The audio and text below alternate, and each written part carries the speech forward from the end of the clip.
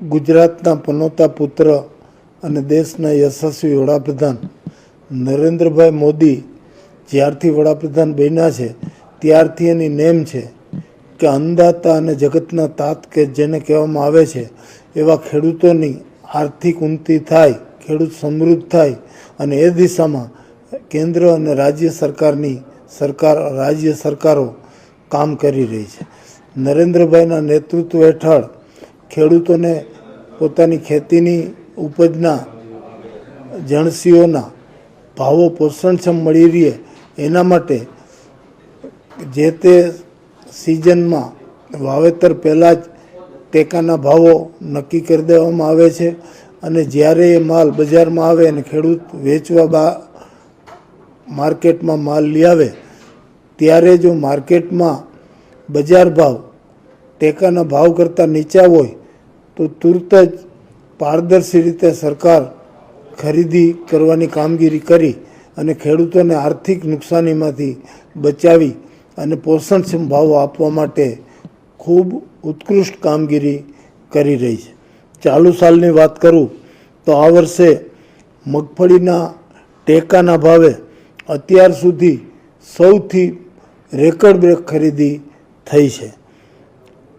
વાવેતર કરે એ પહેલાં જ ટેકાના ભાવ જાહેર થતાં ખેડૂતોએ ખરીફ પાકોનું ભાવ જોઈ, ટેકાના ભાવોની જાહેરાત જોઈ અને વાવેતર કરેલ એ વાવેતર રેકર્ડ બ્રેક વાવેતર હતું.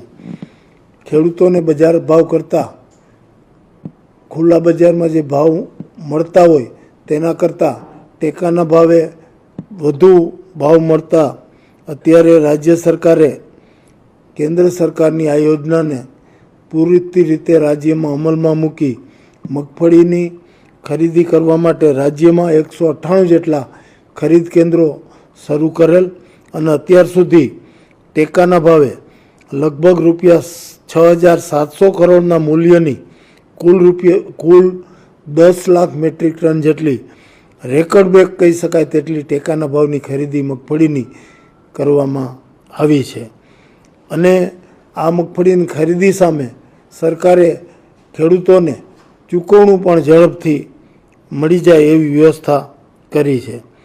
અત્યાર સુધી મગફળી માટે 2.32 લાખ ખેડૂતોને ₹5,172 કરોડનું ચૂકવણું પણ કરી દેવામાં આવ્યું છે. એ જ રીતે સોયાબીનની પણ આ વર્ષે મબલક ખરીદી કરવામાં આવી છે.